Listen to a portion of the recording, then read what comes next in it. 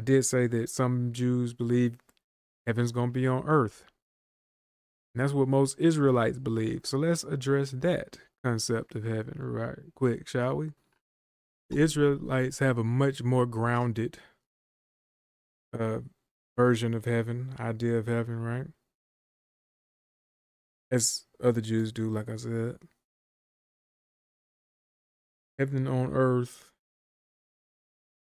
second heaven, or whatever they want to call it.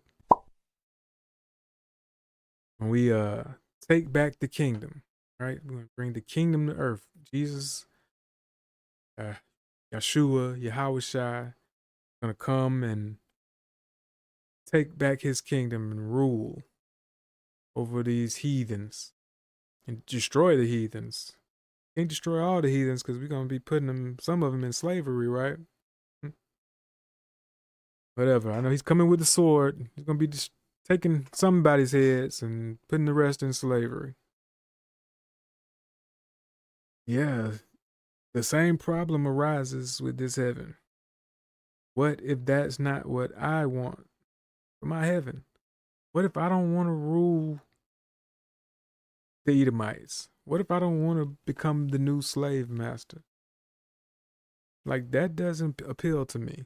I'm sorry. I know y'all think that that's supposed to be an attractive offer.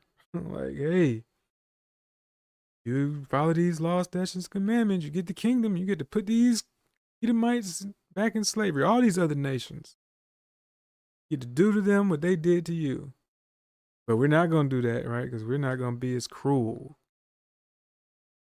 But some of them say. Some of them seem not to be so sure about how they're going to treat them. But yeah, that concept doesn't appeal to me. And let me tell y'all why. Not that I don't necessarily want some retribution. The problem is, who are we getting revenge on and for? Like, the people who did the most atrocious things are dead and gone. Like, when y'all standing out on the street corner talking about them feeding our babies to alligators and all the terrible things they did, all those people are gone. Everybody from them pictures that y'all be showing of slavery, all them people dead. The people who did it and the people who were the victims of it. So my whole thing is, how is that retribution? Like, how are the people who did it suffering because we enslaved their ancestors or descendants, rather? We just enslaved their descendants. Therefore, we, haha, we paid y'all back for slavery. Ah, that don't make no sense to me. 'Cause the people who did it still got away with it. Unless y'all got some kind of weird concept for what happened to them that I ain't never heard.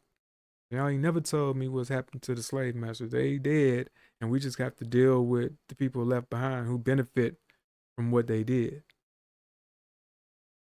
Secondly, how does that appease or atone for all the people who were the victims? Like, me having a white slave does not take. It's not. What? I can't even think of the word I'm looking for. It's no consolation to somebody who had the skin whipped off their fucking back and their children stripped out their hands and sold to some other fucking family or some shit. Somebody who got, I don't even know the word, what they call it, when they tie you to horses, tie each your limbs to different horses and let them run. Come on, man. Like, we don't need to go through all the crazy shit they did. It was a lot, right? So how is, and I just don't understand how that makes it right. How does that settle the score? They had to suffer and die jumping off of ships and like experience the worst shit imaginable But it's all good if I get to put a white boy in chains.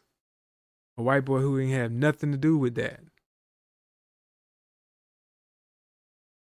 Like, yeah, I think something should be done about them, you know, living off of the spoils of slavery.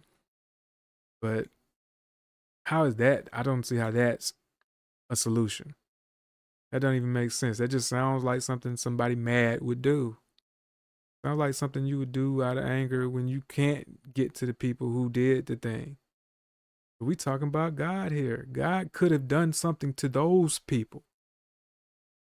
He wanted something done. Which undermines y'all's whole argument about them going too far. And the Edomites took it too far. They was too cruel and brutal.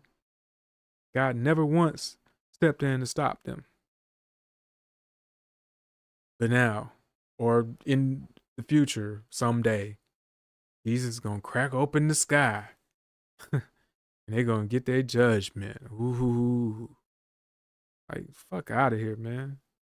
Bullshit. They gonna get their judgments for something somebody else did. All y'all can do is say, well, see, the Bible say, prepare slaughter. Prepare slaughter. Like, fucking, no matter how many times you read it, it don't make no fucking sense. Dumb. Yeah, prepare slaughter. Fine. That I don't even got a problem with that shit. Like, cool. They should suffer for what their ancestors did. Okay, but their ancestors should also suffer. Like, that's just crazy. They should get it tenfold, right? They should have a much more severe punishment than their descendants. But where is that? When does that happen? Like, yeah, I could think of a way better heaven if that's how we doing it. Bring them crackers back up to from the grave and let us do something to them. Like, this God we talking about, he could have done a whole lot of shit. But no, we just gotta wait till one day maybe Jesus come. We get some retribution. Foolishness, man. Just imagine if it was you. Somebody broke in your house and brutalized your whole family, terrorized your family, and murdered you.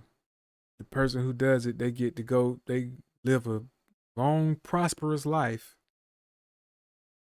And then fucking 100 years later, 1,000 years later, like we go after one of their descendants because they murdered you. That's gonna make you feel better. Like, oh, finally. Got him. That's y'all's heaven concept. I don't know which one is worse. Like, foolish all around.